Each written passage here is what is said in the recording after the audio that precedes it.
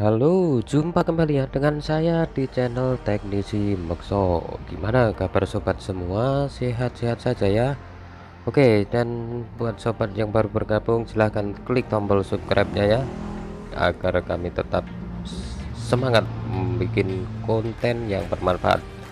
Dan terima kasih buat sobat yang setia mendukung channel ini. Oke, jadi di sini ada Oppo A37 ya. Nah ini kasusnya tidak bisa dicas ya, dan saya coba ke HP lain bisa ngecas, namun di HP ini tidak bisa dan hanya berkedip sekali saja ya.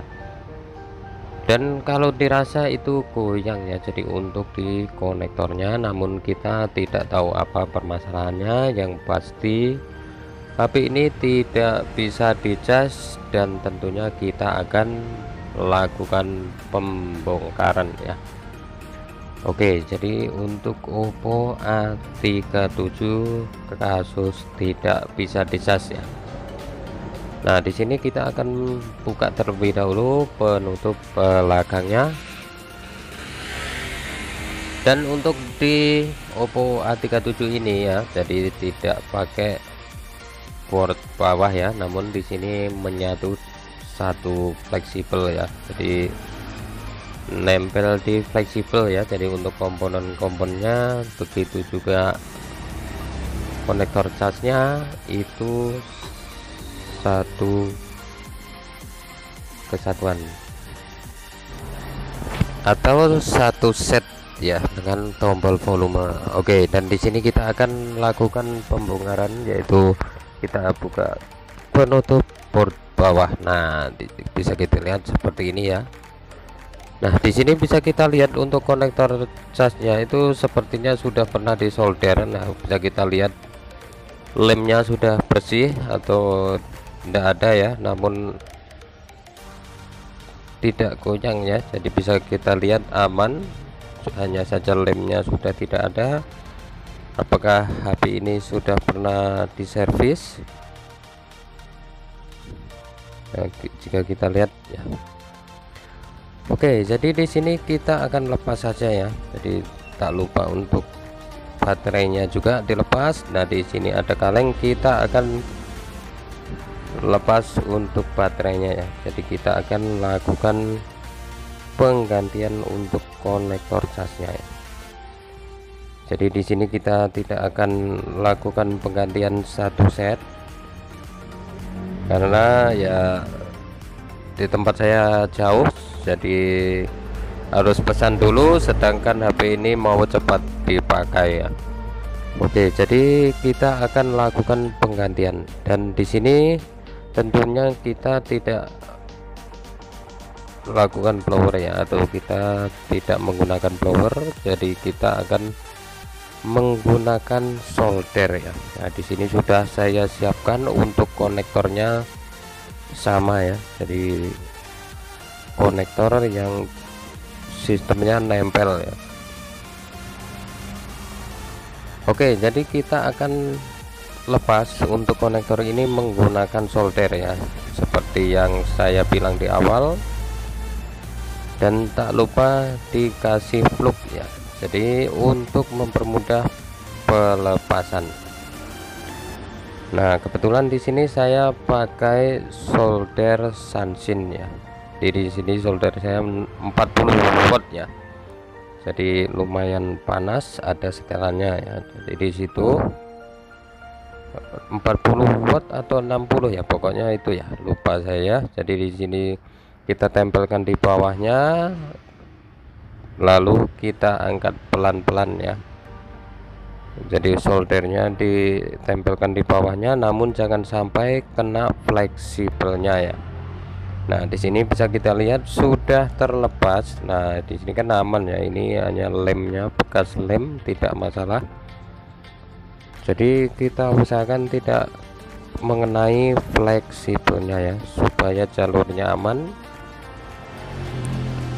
Dan tentunya setelah kita lepas ya, kita akan bersihkan terlebih dahulu ya. Jadi kita bersihkan. Di sini saya menggunakan solder wick ya biasanya. Nah, kita akan ambil solder wignya dan kita akan bersihkan ya. Dan di sini supaya nanti kita lebih mudah, jadi untuk mengepaskan konektor yang baru, dan tentunya kalau timah baru itu lebih mudah meleleh ya, karena biasanya kalau timah bawaan ini agak lama meleleh ya. Nah, di sini sudah saya gosok dengan solder wig, jadi tentunya udah bersih semua. Jadi untuk timahnya ya kita ganti dengan timah yang baru ya. Nah, bisa kita lihat sudah bersih ya. Jadi untuk bekasnya, lalu kita kasih fluk lagi dan coba saya letakkan dulu dan kita akan ngambil timahnya ya. Oke, jadi di sini kita akan kasih timahnya. Jadi untuk pin-pinnya dan perlu dihati-hati ya. Jadi karena itu jalur kecil-kecil, yaitu jalur data, dan kita fokus di kuningannya saja ya. Jadi untuk timahnya kita fokus di kuningannya.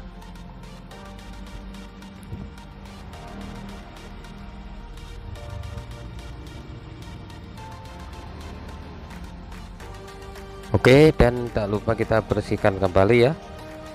Dan untuk sobat semua ya, untuk membersihkan boleh pakai minyak kayu putih, boleh pakai thinner ya, ataupun pembersih khusus juga tidak masalah ya.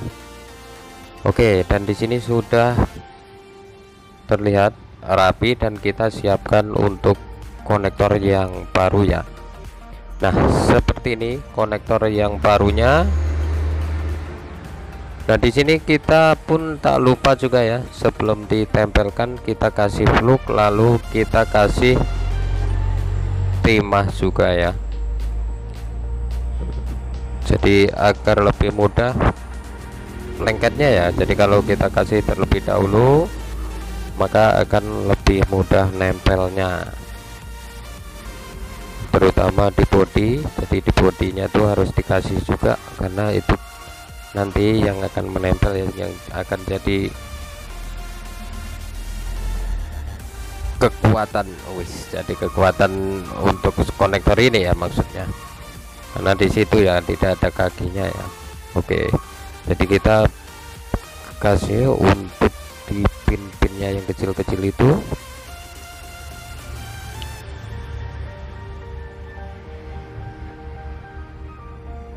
Kita tambah lagi sedikit fluknya ya, dan di sini saya pakai fluk MTEK ya. Oke, dan untuk sobat semua ya diusahakan tidak nempel ya. Jadi untuk pin satu dengan pin yang lainnya. Oke, dan di sini kita akan lakukan sikat-sikat ya, atau kita bersihkan. Nah, di sini kan kakinya tidak pas ya.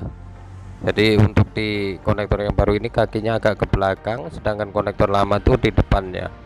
Maka di sini kita akan potong saja ya untuk kakinya. Jadi di sini kita tidak menggunakan kaki bawaannya,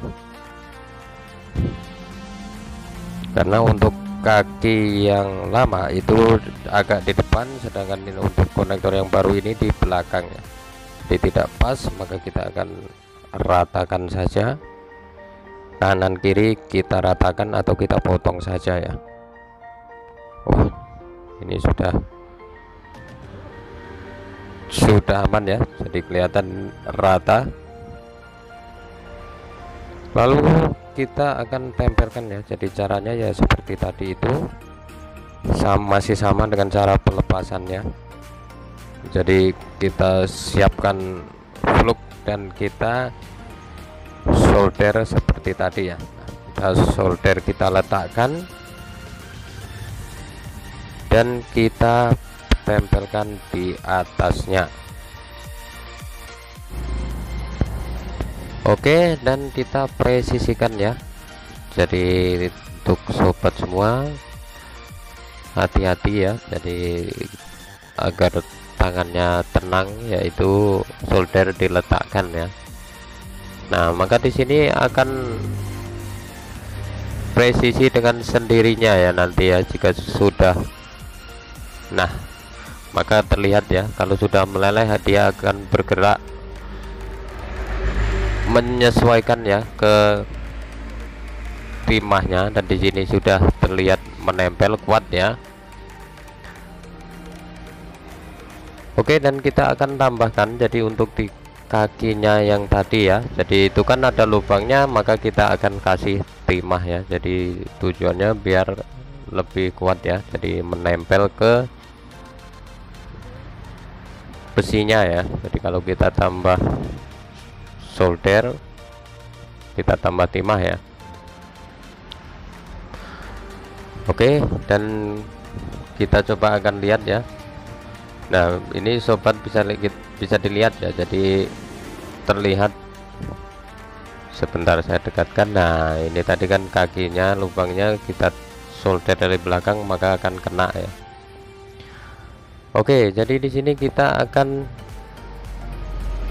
merapikan, yaitu untuk di pin-pinnya ya, karena sudah pas ke kuningannya masing-masing, maka di sini kita akan rapikan, yaitu biar nempel ke kuningannya ya. Dan tak lupa dikasih fluknya, dan kita solder pelan-pelan ya. Jadi untuk di pin-pinnya, karena untuk di konektor yang model seperti ini pin-pinnya sangat pendek sekali ya, jadi dekat sekali dengan karetnya, maka ya kita tetap kena ya nyoldernya, jadi tetap kena plastiknya ya, walaupun sedikit ya. Oke, jadi di sini sudah kita solder, kita rapikan ya, dan tentunya kita akan bersihkan dan kita cek kembali ya, jadi apakah sudah menempel sempurna semua atau belum untuk di pin-pinnya ya.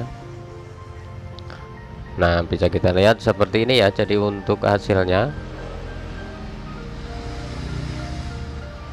bisa kita lihat. Nah, saya rasa sudah aman sentuh saya, jadi tidak menempel antara satu pin dengan pin yang lainnya. Dan untuk plastik hitam-hitam bekas tuh kita harus bersihkan ya, dan kita pastikan lagi apakah sudah menempel atau belum ya. Oke, jadi mantap sobat semua, di sini sudah yakin menempel dan kita akan lakukan tes ya, apakah bisa berfungsi untuk pengecasannya, apakah belum ya. Jadi di sini kalau memang belum berfungsi, udah kita ganti ternyata masih tidak bisa ngecas, berarti kita harus ke mesinnya ya. Jadi kita akan cek apakah fleksibelnya yang masalah ataupun IC casnya ya. Nah, di sini kita akan coba terlebih dahulu ya. Nah, di situ kan bisa pas rata ya. Jadi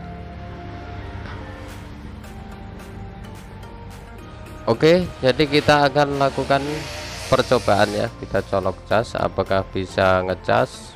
Kita tunggu sebentar karena ini udah berapa hari ya, jadi mungkin udah habis sekali ya, jadi untuk di baterainya.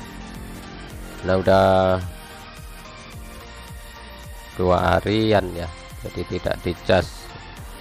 Nah, maka di sini otomatis ya baterai udah habis sekali ya. Nah, bisa kita lihat mantap ya, jadi untuk pemasangan kita berhasil ya, jadi langsung timbul logo charger, maka di sini kita pastikan sukses. Jadi untuk pemasangannya, maka di sini tutupnya langsung saya pasang saja ya.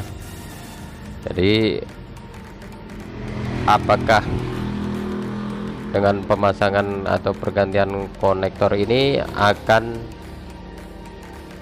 berhasil ya. Jadi kita langsung pasang saja, kita tes ya. Oke, jadi tak lupa untuk kalengnya, jadi untuk kaleng baterai kita pasang kembali ya. Wah, belum nambah juga ya. Oke, jadi di sini karena memang belum nambah, tapi logo chargernya sudah keluar ya, maka di sini kita akan pasang saja tutup belakangnya sambil menunggu ya. Jadi apakah setelah ditunggu berapa menit itu baterainya mau bertambah atau tidak ya. Ini untuk kameranya juga sudah lepas ya, maka itu harus dilem sedikit ya. Oke, jadi kita akan lakukan pengecasan, yaitu kita akan biarkan berapa menit ataupun sekitar 5 atau 10 menit ya, kita diamkan ya, apakah dia mau menambah ya. Nah, bisa kita lihat bisa menambah ya. Jadi untuk baterainya yang tadi hanya logo, sekarang udah ada logo berjalan ya, itu tandanya baterai mau bertambah ya. Jadi untuk pengecasannya sudah normal. Dan di sini kita akan coba nyalakan, apakah di saat HP nyala juga bisa dicas ataukah malah tambah restart ya. Bisa kita lihat aman sentosa ya. Di sini ada